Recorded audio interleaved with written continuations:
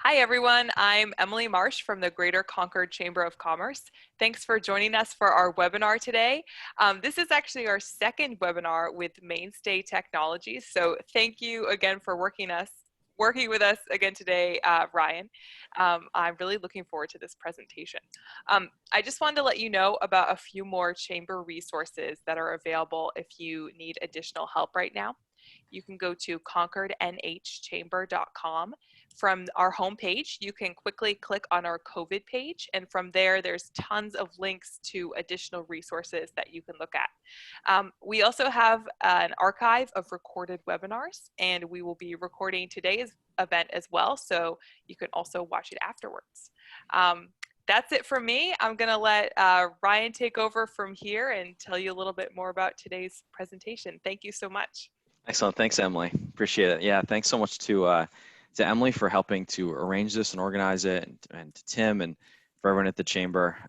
The chamber has been, we've been, watching how the chambers throughout the state have responded to this situation, and the Concord Chamber, no question about it, is at the top of the list of chambers who have just responded incredibly well, helping support their members through this really unprecedented time. So many thanks to you. Just as a quick housekeeping note, that in webinar formats, we found that it's much better to ask questions as we go, but to have a dedicated Q&A session at the end. So please feel free to add questions in that little Q&A box at the bottom of your Zoom, the Zoom app, and we'll collect those as we go, and then at the very end we'll have a question and answer session. But really encourage you not to wait until the end to ask the questions, but ask them as you go while they're on your mind. Well, let's dive into it. So today's presentation is called Technology to Cultivate a Delightful, Productive, and Secure Remote Culture. At Mainstay, so for those of you who are not familiar with us, so my name is Ryan Robinson. I'm the Chief Service Officer at Mainstay Technologies. We are an IT services firm, as well as an information security firm. And so we function as the IT department for many of our clients, or we help supplement the internal IT staff that they have, or we function as the information security team for our clients as well, working more on the organizational side of security. And so obviously there's going to be technology that's tied into what we're going to be discussing today. But at Mainstay, we think a lot about company culture, and really that's the thrust of what we're going to be discussing today, is company culture and creating a delightful company culture at that. And I love the word delightful, actually. I think it's one of those words that doesn't get used very much, but I think it really resonates and is reflective of what we're trying to aim for, both internally and externally. Our goal is to, to create a delightful experience for our clients, but then also to create a delightful company culture internally for our team. So I want to talk about kind of our approach to that, and hopefully there'll be some really helpful tips and tricks in here for things that you can do within your organization that's going to improve the lives of your team, especially through this really challenging time that we're in now, where everyone is working remotely and the company cultures that have been developed need to be rethought. So let's discuss why focus on company culture. Well, there are a lot of reasons really to focus on company culture, but at the top of the list is that culture is one of those overused words that encapsulate all of the stuff that makes up our lives, from the type of coffee you drink in the morning to the smell of fresh cut flowers in your home office, to the tone of conversations you have with your boss, to the speed of your computer, to the software you use.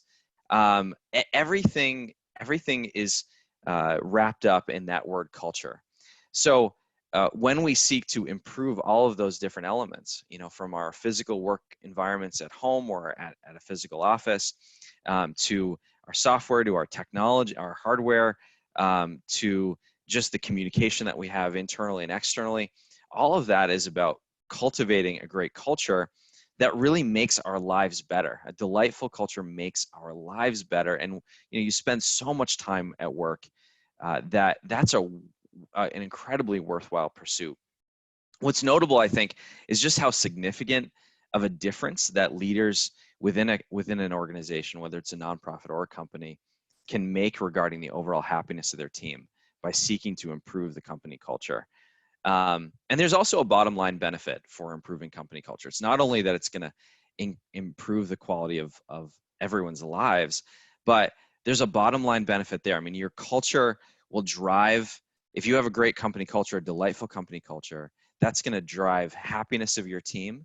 That happiness is going to drive productivity of your team. And a happy and productive team increases employee retention rates, right? And employee retention rates are directly tied. Study after study showed that employee retention is directly tied to client retention. So if you have happy team members that are staying with you in your organization over the long haul, you're going to have happy clients that stay with you over the long haul.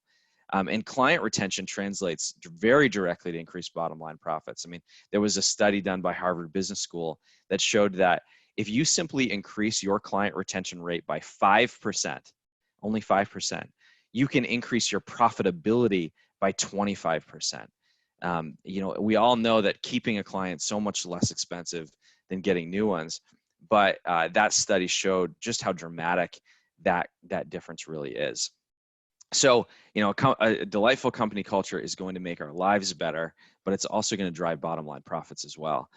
Also, you know, distributed workforce requires cultural intentionality. You know, anything good in your life, whether it's in work or in business, or excuse me, work or in your personal life, requires intentionality. I mean, you think of, you know, if you have a good marriage, you have a good marriage because you've been intentional about it. You've put in the time and the work and the thought.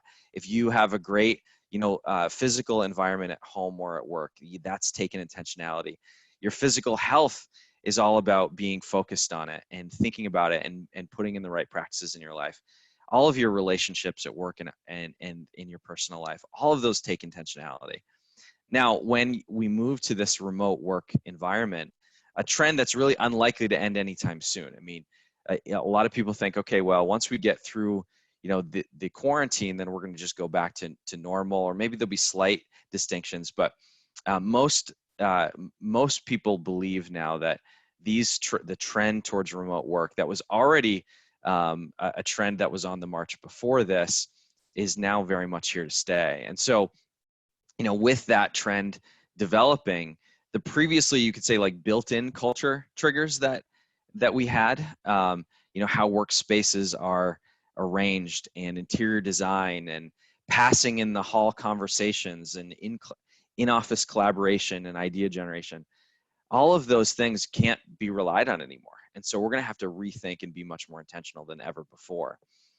And then lastly here, effective technology tools are going to be more critical in this than ever. If we want to create a delightful company culture, we're going to have to both be intentional about it, and we're going to have the right tools. You know, new cultural moments demand new tools. You know, think the industrial era in the mid to late 18th or 19th century. I mean, that era both created new tools, a new tool set, but then also demanded a new tool set than in our agrarian past. You know, and sometimes it's not that the old tools are the problem. Sometimes it's new tools that we need, and sometimes it's not that we need to get rid of the old tools, but they need to be utilized in a new and creative way.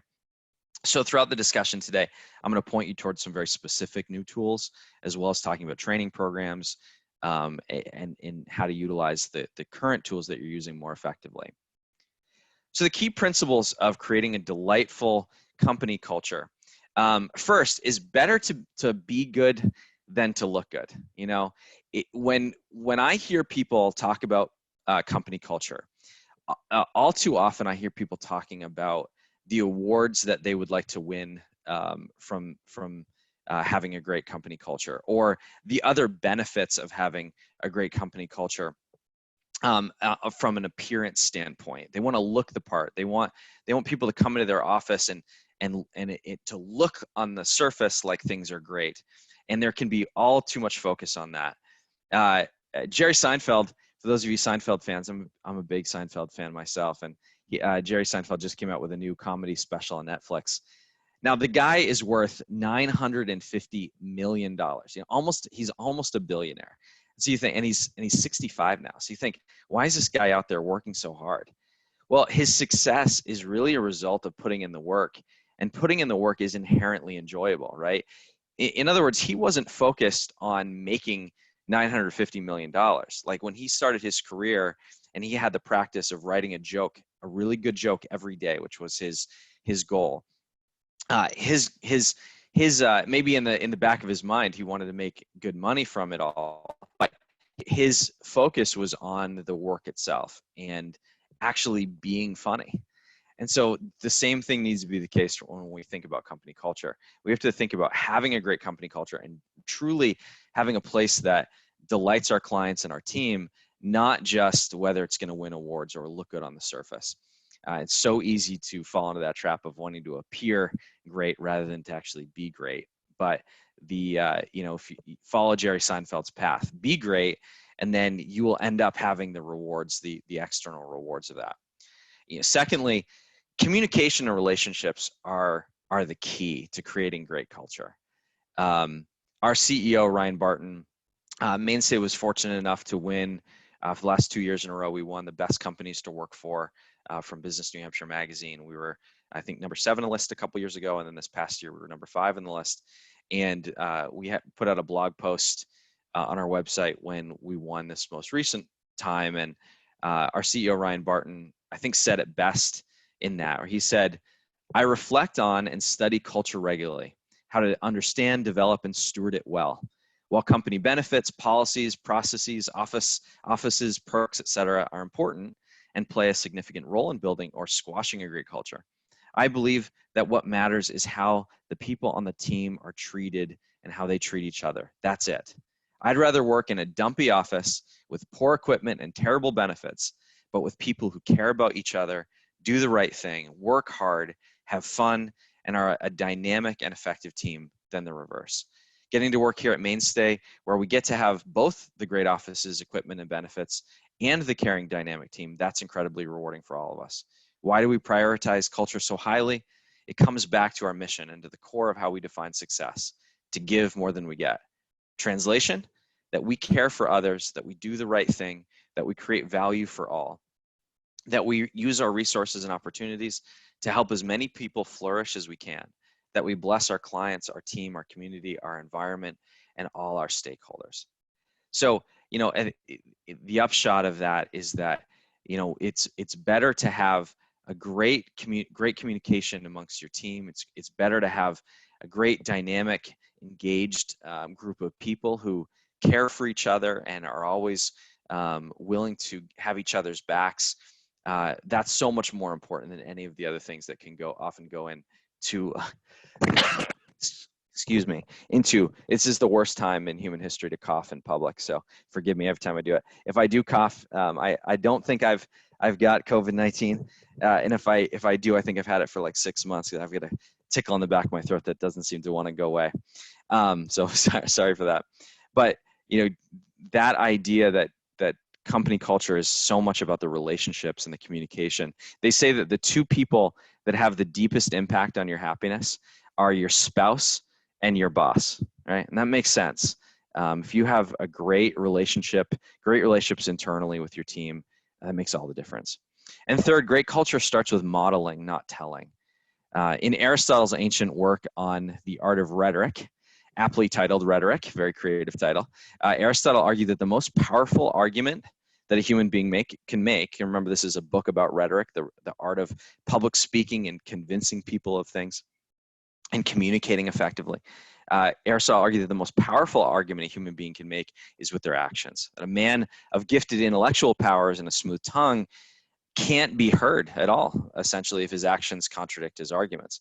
But on the contrary, a man who lives justly and uprightly and virtuously can say 3 words and convert a host of people to a new way of life. So great company culture has to start really with us. It has to start with the leaders who live out the goodness that they want to see in the lives of their team. It has to start with the culture that we're developing in our own lives and the culture that we're developing through our own actions. We can't simply project out a great company culture onto our team or onto the world and assume that that's going to happen if we are not really living it and breathing it ourselves.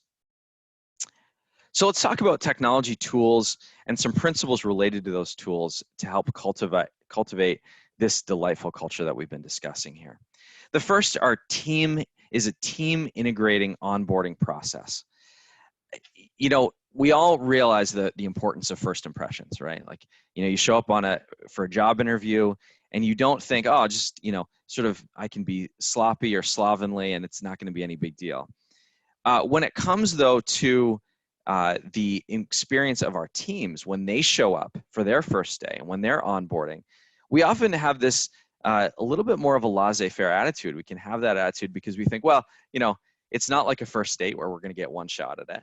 It's not like just an interview where we're going to get one shot at it, but they're going to be a part of the team, for hopefully weeks and months and years to come. And so we can treat onboarding with a much more casual attitude and approach than I think is appropriate. The reality is that when a new employee comes on board, their first days and weeks completely inform how they feel and whether they feel like they made the right or wrong decision, and that stays with them for years. We do a lot of interviews for new potential team members at Mainstay, and during those interviews, candidates that we are interviewing will often ask the interviewees, the folks that are in the room performing the interviews, they'll ask them what their perceptions of Mainstay are, which is a great question for an interviewee to ask. And when I hear the answers from our team, often those stories, when I hear the teams speak back to the interviewee, I often hear them talk about how they were treated during their first week at Mainstay, and that becomes a kind of defining, pivotal moment for them, where they say, "Oh yeah, this is the real deal. This wasn't just like in PR or awards, but truly this was the experience, or this is the way that this company functions." And that, there's a lot that goes into that. So, for instance, one of the things that we do that can be so helpful is having key leaders, especially the CEO, and obviously the size of your business makes an impact on how practical this is, but many folks that are engaged in the Concord Chamber are in that small, medium-sized business world that Mainstay is in, and do have the ability to connect their CEO with the new hire that comes in. And so we make sure that happens during the first week, that our CEO sits down with the new hire and talks to them about Mainstay's mission and vision and values and history. Also, make sure that they have their tools in place the first day. Their new computer is set up and ready to go their first day. Software licenses are all arranged and organized. Work with IT in advance on that. I have seen all too often with other businesses that I've seen and been connected with, that employees show up on the first day and it's like no one's really ready for them, and that changes their whole feeling of being welcomed and valued.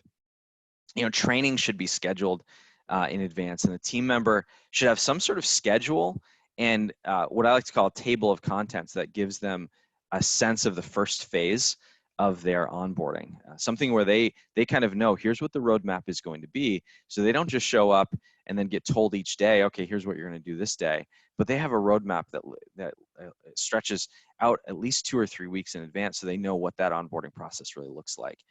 And then also, lastly on that, proactively connect folks that are onboarding with positive examples and influences within your organization. We all have people within our organizations, right, that are those shining lights that are so positive, and we know are going to create the kind of attitude and approach, both in their work product and just in their attitude and how they project. And so proactively connecting with those folks, identifying those people in advance, and then proactively connecting with them, whether it's in interviews or shadowings, those kinds of things. Also, consider the significant other and the family as part of the process when you are onboarding new team members, not just the new employee themselves. That's an easy trap to fall into, but the reality is that the family members of your new hire are deeply engaged and involved in the process. I mean, they're hearing about, first of all, if nothing else, they're hearing about it, every day when they come home from work, and how was work, and how was the first day, how was the first week, or that continues on. And oftentimes the spouses, significant others, family members, children of our team members are really impacted for the good or for the bad in the experience that they have with the company and in their job, in their day-to-day job. So one of the things that we do at Mainstay, for instance, is we provide a gift basket that we give to the significant other and or the children that lets them know, hey, look, we see that you guys are part of this, and your support is a part of what's going to make this a great experience for that new team member. I always love, when we have Christmas parties or other events throughout the year, I love connecting with the significant others of our team members, because oftentimes you really hear how hear how people are feeling on your team, and you can get a real sense of the impact that it makes, that your company makes on their whole family. So don't forget them in the onboarding process either. So in terms of tools, the technology tools themselves, a couple I wanted to recommend. The first is called Trainual. Trainual is, most of these platforms, okay, most of these onboarding software platforms, and if you don't utilize any kind of HRS system or onboarding software, I'd really encourage you to do that, because sometimes when the tool itself helps guide the process, it's easy to think you create the process and then you gather the tool, but oftentimes the tool will inform the process. And a lot of the default settings in these software applications will guide and direct on the pieces of the puzzle that you need to be thinking of as you're either training your staff or bringing them on board for the first time.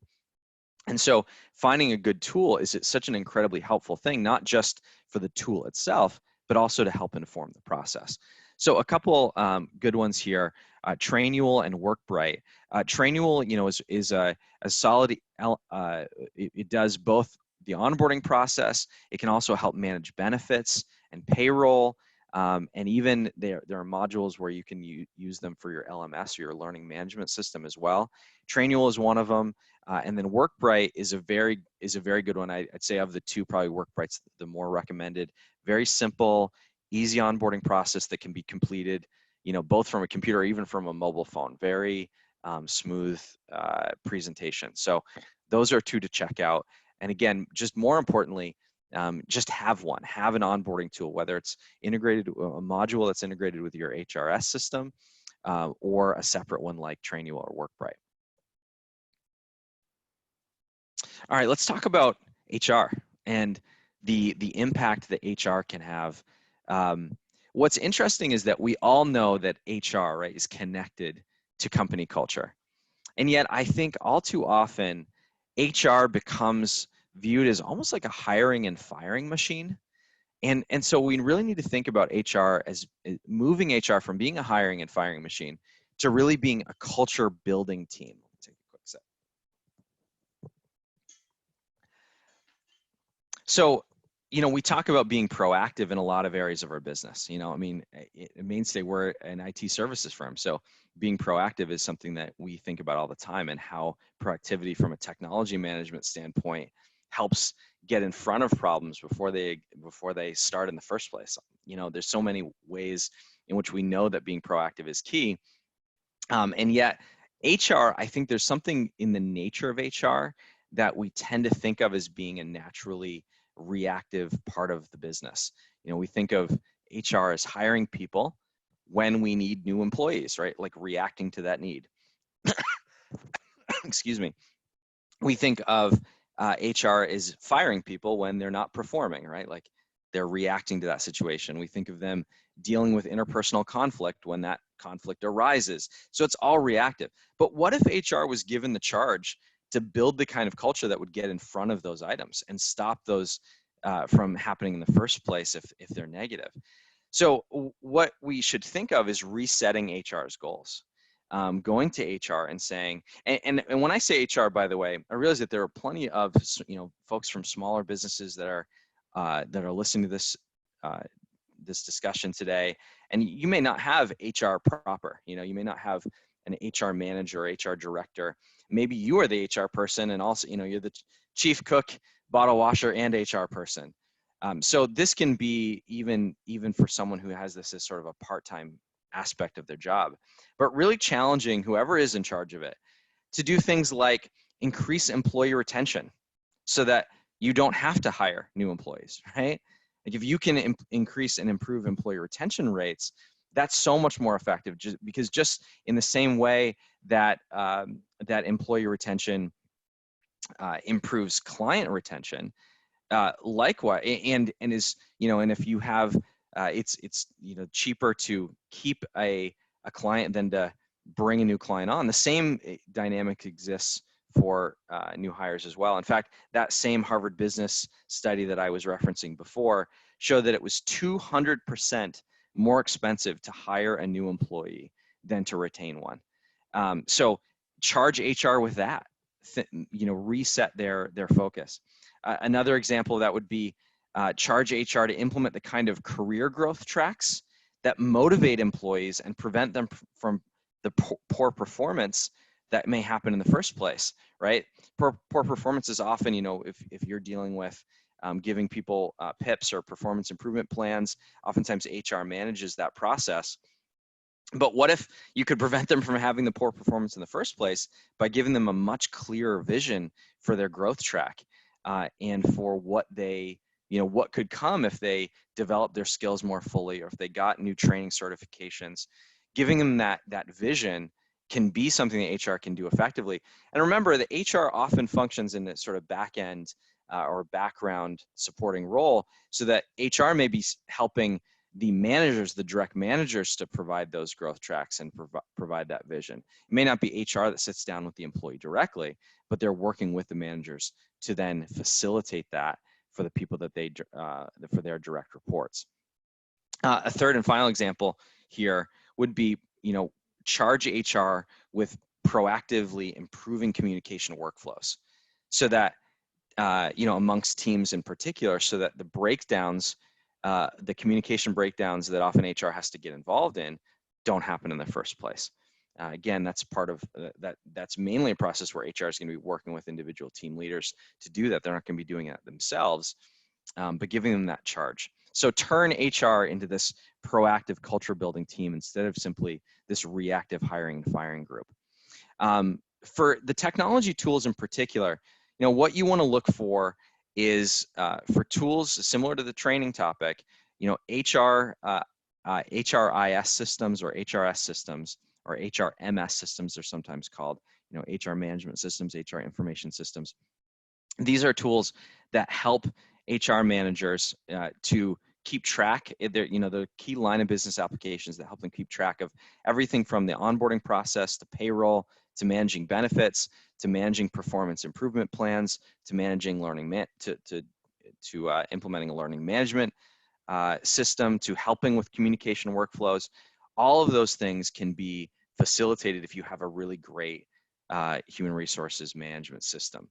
So if, let's say, you are, what we often will find is organizations that are smaller won't implement an HRMS because they think, well, we don't have an HR person yet, so we won't implement that tool, and then maybe that will be one of the first projects that a new HR person or HR director comes on once we're to scale big enough to be able to do that. But actually, I would argue that the opposite should be the case, that if you don't have an HR person in place, then that's all the more reason to implement an HRMS, because it can help guide and provide some railings that you can follow if HR is not your specialty or you didn't go to school for HR. So don't think that if you're only if you're a larger organization that you should implement one of these systems. So a couple examples here would be Gusto. Under the complete package, Gusto is really full service payroll, benefits administration, onboarding, and they can do all of your e-signatures and provide compliance. So if you're, let's say, a medical organization, Gusto can be particularly good because they do an excellent job of managing compliance requirements related to onboarding and employee management, depending on what compliance requirements you're under. Another is called Rippling. Rippling is, all the same things, onboarding, payroll, benefits. One good thing about, or one negative thing about Rippling, though, is that it lacks any ability to have that learning management system component. So any additional training or onboarding those kinds of things. Also the legal compliance stuff, some of it's not as strong as it is with Gusto. Now, it's always the price trade-off because of course, Gusto is more expensive. And so there's always that question of is that worth it to have those additional features and functionality? But if you're wanting a couple really good options to review, those would be the first two to look at. All right.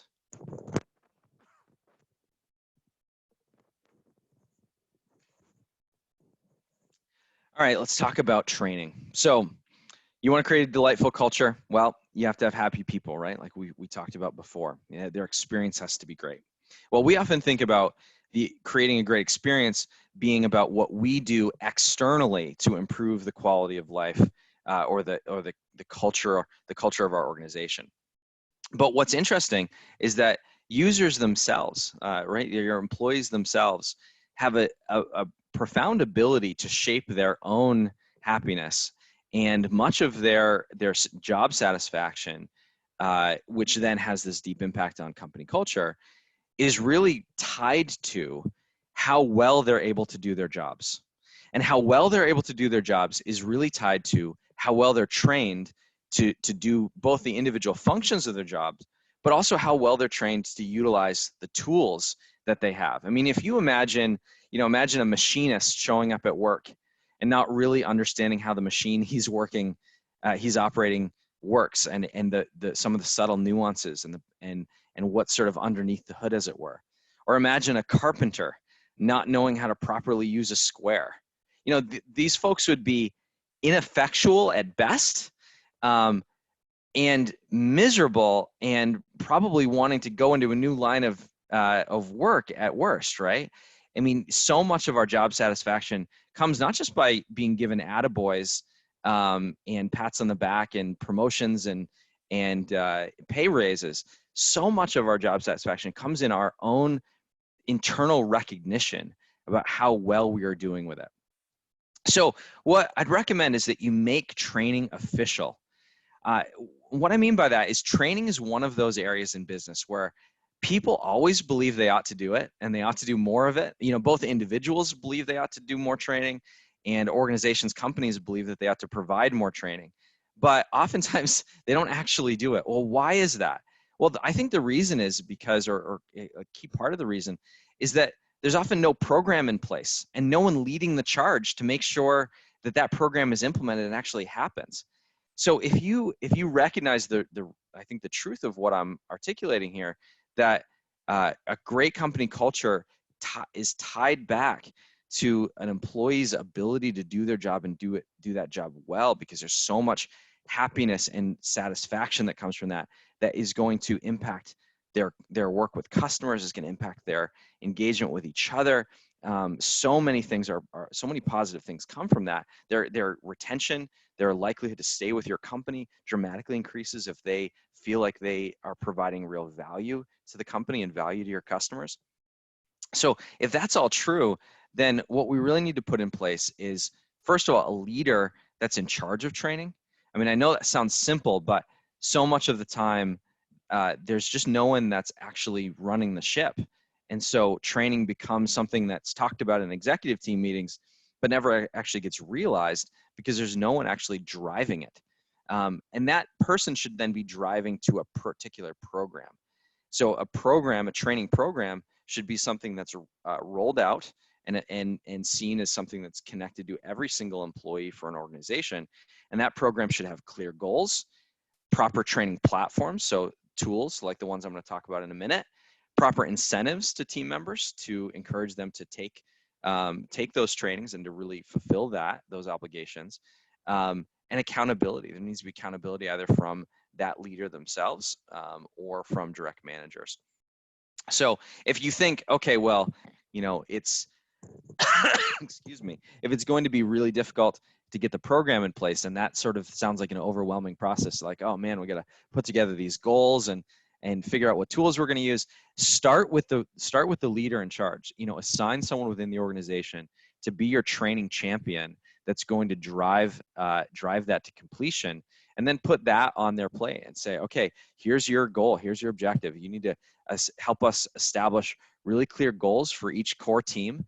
We need to identify what training platforms should be utilized. If ideally just one, or if we need multiple, let's identify what those are. Let's talk through incentives and come up with some ideas for how we can incentivize our teams to perform this training. And then how do we hold them accountable? How do we ensure that that is a consistent part of our workflows? It doesn't just die out after the initial push. So put that on in the charge of the leader themselves, and don't feel like you've got to build the ship before you establish a captain. So let me talk about some training platform options. There's a few here. The first is called Brainstorm. Brainstorm is a great online tool that you can subscribe to. So typically it's around $5 per user per month. And what that provides is core training for really kind of the key line of business applications, or not line of business applications, excuse me, more of like the general applications that almost everyone uses, things like the Office suite and Adobe and Google and all of these key things that we all use every day. And it's amazing how unsophisticated you'll find that many of your employees may be without proper training on these things. It's easy to think, oh, well, they use Outlook every day, and so they must be really good at Outlook. But oftentimes people don't know really basic functions within Outlook. One of my favorite things that you can do in Outlook, for instance, is do delay delivery, so that you can, if I'm working late one night, but I don't want to stress the team out by sending them a late email and them thinking they've got to get on top of it or something right away, I'll delay the delivery till the morning, so that they know, okay, that's something I can manage during the workday. But a lot of times people just don't even know that that tool exists within Outlook. And that's just one example of hundreds and hundreds of similar examples in every application that you utilize. So Brainstorm can be a really great help for those key applications that you use every day. Another one is called Lessonly. Lessonly is a very robust LMS, or learning management system. They specialize in particular in training for like customer service trainings and sales trainings and learning and development if you're in education. So there are particular industries that they do better in than others. So you'll want to review that in particular. But what's nice about Lessonly is actually you can build your own lessons. So you can really use it for any, it can be used in any industry. So you can upload your own trainings. Let's say you're doing some of those trainings that are part of onboarding, or that you want your employees to go through every year, something like that. You can upload there, and that can become your full learning management system. Another one is called Absorb LMS. Absorb is kind of like, it's the gold standard, you could say. It's one of the highest rated LMSs out there. It also integrates with Zoom for online meetings and trainings. So, in the post COVID-19 world, Absorb has done very, very well. It also has a mobile app, so your teams can learn anytime. It's a really high quality one. And then the last one I'll mention is actually at Mainstay. For our clients, we have a training platform as well that is a learning management system that we use for a lot of our security trainings that our clients have, but it also, similar to Lessonly, you can upload your own direct trainings to it. So if you're interested in that, happy to chat with you if that would be helpful. All right, let's talk about communication. So, I said at the beginning that communication, you can do a lot of things really well. You can give your employees a great first experience, when they come on board. You can give them a lot of great perks and benefits and so on. But if the communication isn't great within your organization, in between the people within your organization and the external stakeholders, whether partners or clients or whoever, communication is at the heart of great culture. And you're not going to have a delightful culture without having really tight-knit, positive communication. So, first thing I'll mention here is something called the communication method hierarchy. We always talk about this with the new employees that start at Mainstay. Back in the 1960s, the writer Marshall McLuhan coined this term, "the medium is the message." And what McLuhan was pointing out was that the nature of communication, the nature of the communication medium, changes the very essence of what's being communicated. So that something communicated over television, and that's a lot of what he was referring to. They got another author named Neil Postman ended up writing a book that was built a lot on Marshall McLuhan's thought. And Neil Postman's book was called Amusing Ourselves to Death. And it was a lot about television and how modern media, its impact on the brain and its impact on civilization and politics and all kinds of things, and education. But McLuhan was arguing something that's really been widely accepted and understood as being true, which is that once the medium changes, you can't just assume that now the message is going to be received in the same exact way. So a message that comes to you over a book is going to actually come out differently if it's delivered over television.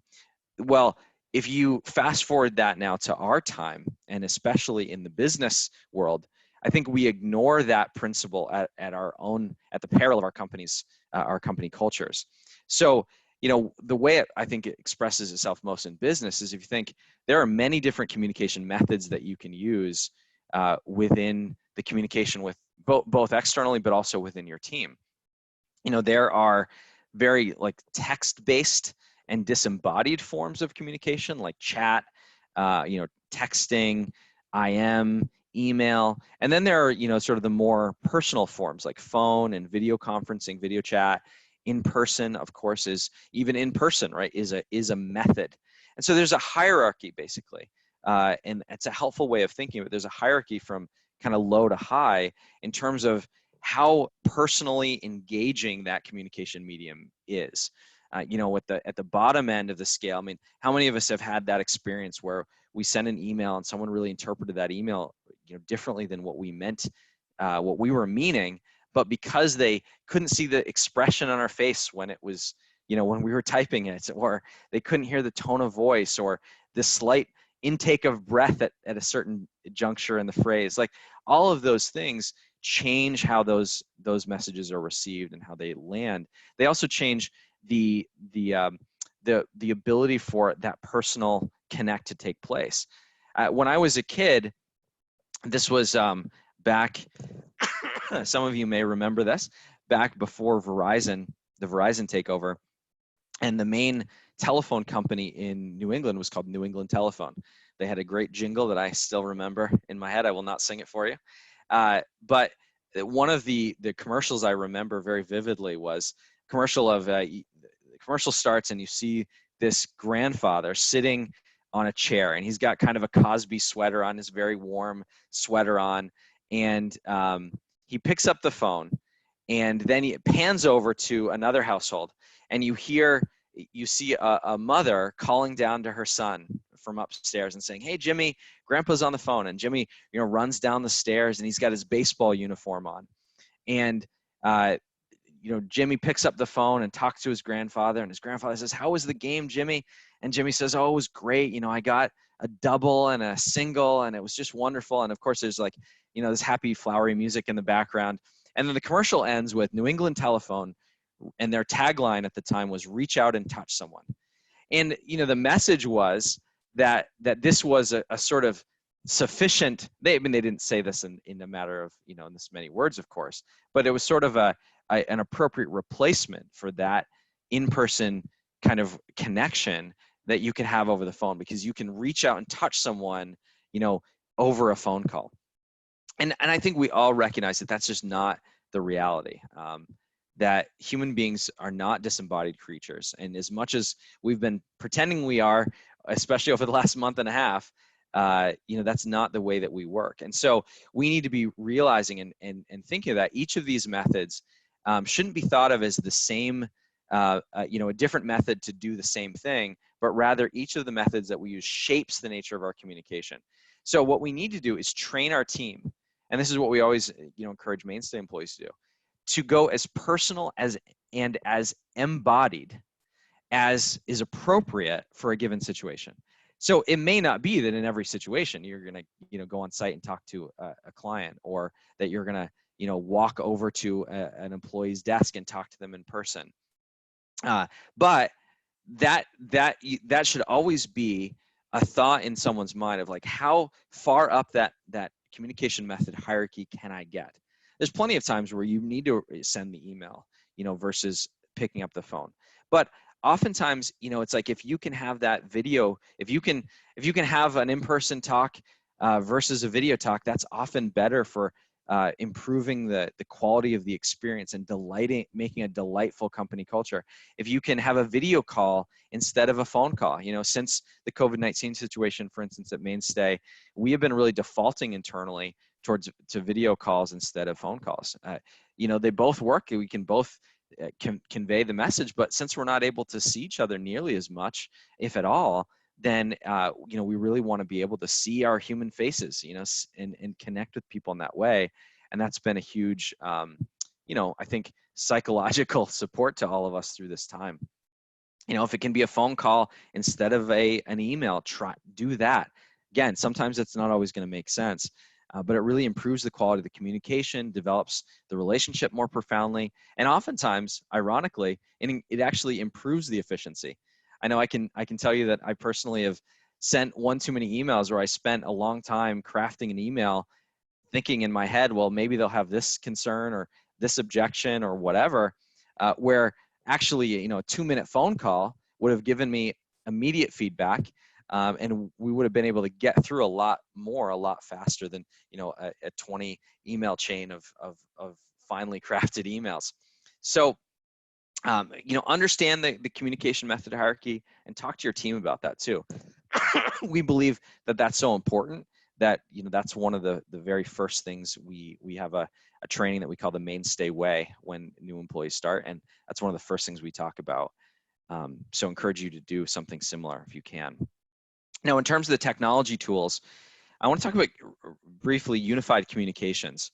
One of the most powerful tools I think that can help an organization utilize the right method at the right time are unified communication tools. We tend to think about communication tools as like IM and phone and email. We think of them in this disparate way.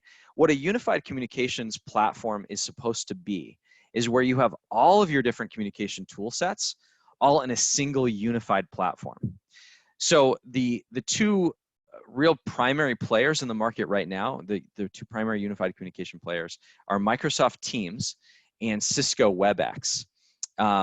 And both of those solutions can provide within a single platform. They can do instant messaging across your team. They can allow for screen sharing. They can do video conferencing. They can do webinars. They can do email. They can do phones. They can do team message boards. And actually, phones is one of the big distinguishers because there are plenty of tools, like Zoom is one of them, right? Like we're using Zoom for this webinar. And yet Zoom can't take over as your phone system and create that fully integrated solution that makes, it 2 clicks of a mouse. Any of the communication tools can be at someone's disposal. So if you want to create, that ability for people to utilize the right communication method for the right time, really consider utilizing one of those unified communications platforms. And, for my money, frankly, I tend to be a big Teams fan, Microsoft Teams fan, partly because, almost everyone utilizes Microsoft for their email hosting. And so you're already in the Microsoft ecosphere, especially if you're using Outlook. And so Teams can just integrate really seamlessly into that. And can be a great productivity tool, as well as helping to improve the quality of communication across your team.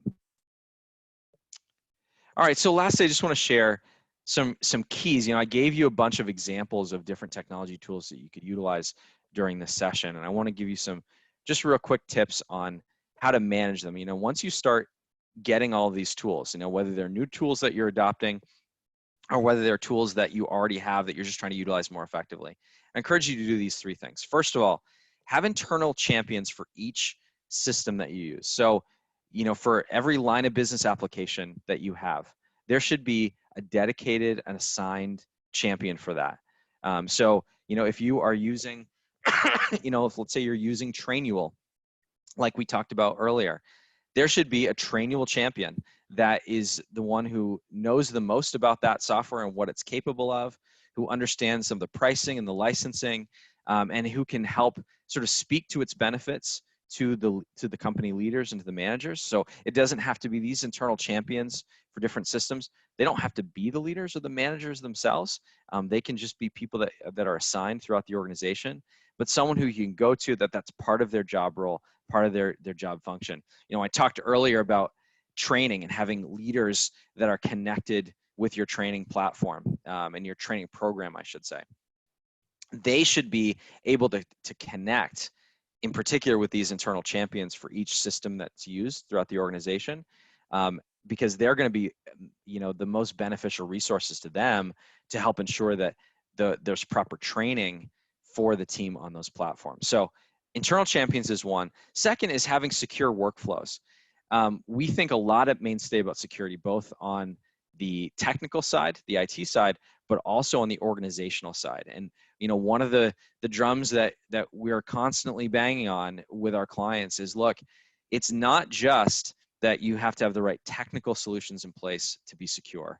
You also have to have the right user training. You know, the user behavior has to be secure, and the workflows within your organization have to be secure. And that's where having appropriately secure policies and procedures and workflows is so critical.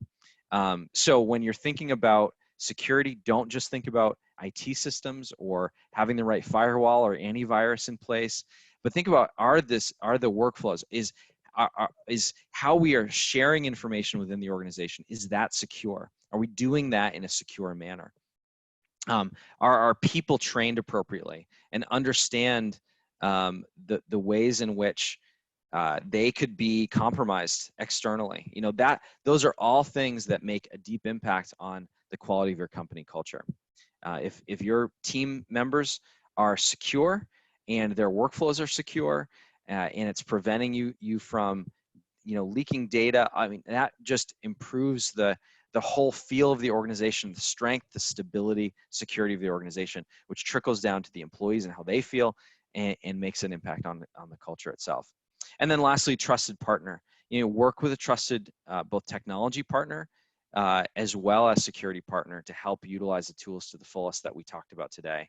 If you have all of the right tools, but you just don't know how to use them effectively, and they're not integrated appropriately with your IT systems, then, you know, it can be all for naught. You can spend more money than you ought to. You may not manage the licenses appropriately. You may, I mean, we see this all the time, even with Microsoft licensing, for instance, where, you know, an organization may have, you know, the Microsoft E2 plan, and they're only using 4 of the 30 things that E2 offers. And so really you want to work with a trusted partner to help guide you appropriately on these tools. So how can Mainstay help? So first is that we are, as I mentioned earlier, we are a managed IT services provider. So we can function, our goal is to provide an enterprise level IT department that scales up or down depending on the needs of an organization. And we seek to do that in a delightful way. You know, we've been using that word maybe too much in this presentation, but that's our goal really, is to create a delightful and secure technology experience for our clients. Now, if you are, let's say you have an internal IT staff member or IT staff members, we also have an IT engineering practice area that's actually separate and distinct from our managed IT services. One of the things we often find is that IT people don't actually like working with managed services companies and want to keep them at bay. And actually there can be a really good reason for that. And part of the reason is because those managed services companies are designed oftentimes to be comprehensive in their service delivery. And the internal IT people kind of feel that, and there's a natural a barrier in that relationship. So what we did at Mainstay is we developed a whole separate practice area that was specifically designed from the ground up to provide the needs appropriate, the things that IT managers and internal IT staff need. So there's a greater level of flexibility and collaboration. How support is delivered is through a different kind of workflow. So if you have an IT department, but you feel like they're maxed out and need some support, we can help with that as well. We also, again, are a managed information security team. So if, let's say, you're an organization that's under, high-level compliances, you're under HIPAA, or maybe you're in the DoD supply chain and you need to be under NIST 800-171 or CMMC compliance. or PCI compliance or any number of compliances. Let's say you work a lot with the state of, organizations or clients within the state of Massachusetts, and so you have to be under 201 CMR 17, which is the Massachusetts privacy law. And we can help on the organizational side, the policy development side, the compliance side, to help ensure that you've got what you need in order to be, both secure and mitigating risk in the organization, but also compliant as well. And so we can do, risk assessments or compliance governance, user security training, policy development, workflow consulting, et cetera. We also can do one-time IT audits or assessments. So if you're, just feeling a level of, hey, this just needs to be looked at. Security needs to be looked at for our organization, or our systems just need to be looked at, or hey, we've been struggling to move to this remote workforce and that just needs to be looked at. We can do also one-time reviews if that's helpful. And then of course, a call anytime. We're always here to help. So let me open it up here for questions. All right, let's see here. Corey, our marketing and communications director, Corey, is on the line. And Corey, I wonder if you wouldn't mind jumping in. Are there any questions that you're seeing? Yeah, so I see one question here from Glenn. Any suggestions you might have for an organization where HR has deemed that IT isn't necessarily needed in their procedures? And so how do you work with HR to implement IT and what is the right way to do that? Yeah, so if I'm understanding correctly, so yeah, and actually I'm seeing it. Thank you, Corey. For some reason, this wasn't pulling up on the Zoom app initially, but I see them now. So yeah, what suggestions would you have for an organization in which HR has deemed that IT is not needed in their procedures? HR can do what they want, and IT must do what they've decided is the right way. So that's an excellent question. Whenever you have, competing teams trying, at cross purposes, that can always be challenging. And of course, that's part of where good communication comes in. Now, I would say that oftentimes the question ends up being if HR is trying to push IT out, it's often because IT may be ineffectual. Like there are different reasons why that can occur. IT may be ineffectual and HR senses that and feels that, and as a result sort of pushes IT out. Another thing can be that IT folks often don't have great communication skills. I speak as an IT person, but the stereotypes are sadly true. I mean, at Mainstay, one of the things that we focus on, we always talk about being an anti-Nick Burns company, because for those of you who may remember when Jimmy Fallon was on Saturday Night Live years ago, he had this character called Nick Burns, your company's IT guy, and Nick would come in and basically belittle everyone and speak in acronyms and tell them to get out of their chairs so that they could take over. And that's unfortunately all too often the case with IT people. So there could be just a lack of good communication skills, and HR people tend to be high on the communication skill ability, and so there can be a natural tension there. So I mean, the reality is that a couple solutions come to mind. I mean, one is can you facilitate communication effectively between those two teams, and then two is, can your information security program help set the rules of the road for both IT and HR, and then have your information security program essentially get those two teams rowing in the same direction.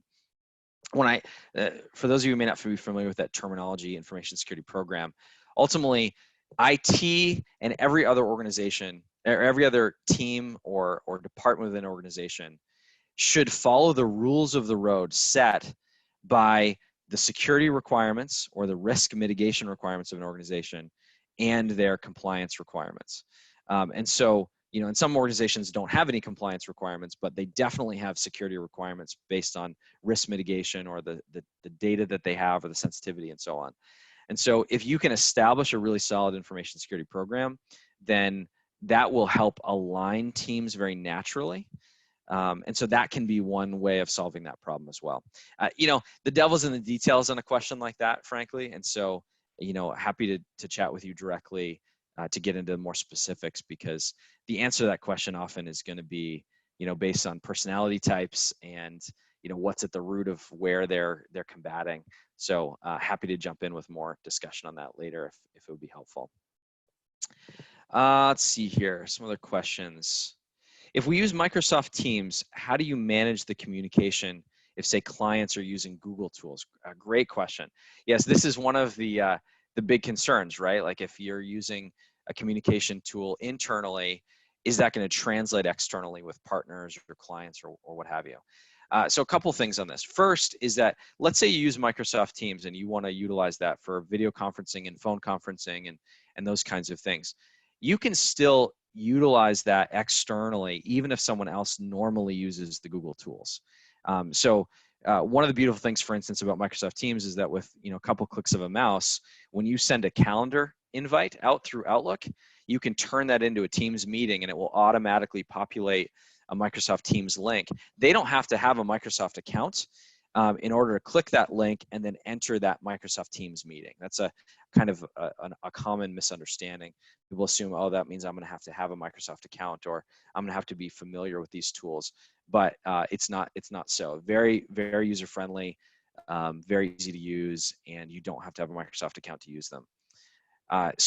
You can cross-pollinate with these platforms, and the ideal is to use unified communications, as I said, but the ideal isn't always able to be realized, and so sometimes you have to utilize other individual tools. Let's say use Teams. There is a possibility of utilizing Teams, let's say, for internal communication, but then use Zoom for all of your external video conferencing, because you just know that your clients or partners have a greater level of familiarity with that. So there's nothing to say that you can't use unified communications internally, even if you can't fully use it externally. Let's see here. Probably only have time for maybe one more. Let's see.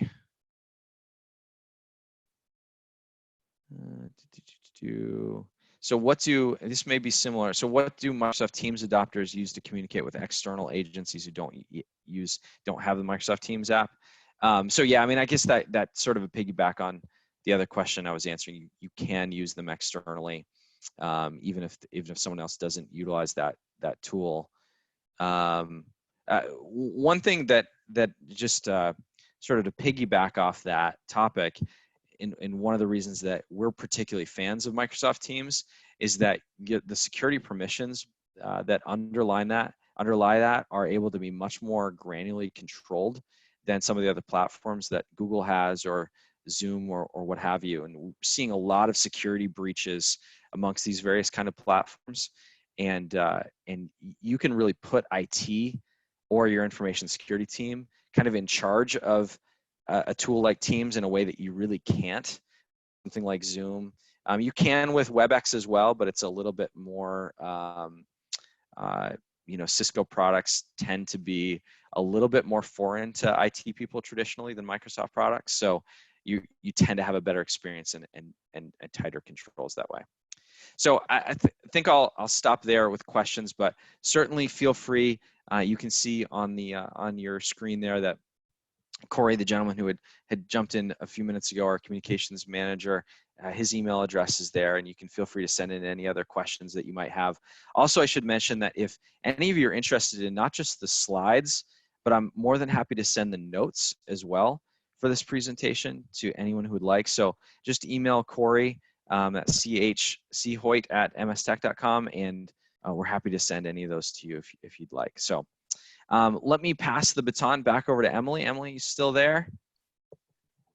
Still here, yes. All right, great. So I'll put it on this last slide here for you. All right, right before we wrap up, I just wanted to mention a couple of things from the Chamber. We have this fantastic leadership program, and applications are open for it right now. You may want to take a look at that right now. It offers incredible training specifically on the Concord area, if you or an employee is interested in something like that. And also and if I could, Emily, yeah. As a graduate of Leadership Greater Concord, are you? That's I great. just want to give a plug. I was fortunate to be involved in a number of different leadership programs over the years, and no question, leadership, Greater Concord is at the top of the list. You guys do an incredible job with that program. Vicky is amazing, and you just learn so much about the community and how, everything from business leaders to nonprofit leaders to even how the city government manages, public works projects. I mean, it's a fascinating way of really integrating with the community. So highly recommended. Well, that's great to hear. You just gave the best, Nice, and it's genuine. The proof is in that we've also, after I went through the program, we sent a number of other people from Mainstay through the program as well. So cool. We really believe in it. Well, they believe in it. So if you want to check it out, you can go to our website, take a look at it, and apply. And also, we have nominations open for our Pinnacle Awards. And actually, Mainstay Technologies was our best business of the year in 2019. So we're very proud of that. And if you have ideas for a business, small business, nonprofit, or business leader of the year, this is a really great time to support others and give a little shout out to people in the community that are helping out. So if you want to nominate someone for those awards, we would love that. Any other information and resources can be found on the Chamber website. So thank you again, Ryan, and Corey for helping us out with this presentation today. It was great. Wonderful. Thank you so much, Emily. I really appreciate it. And thanks everyone for joining. Take care.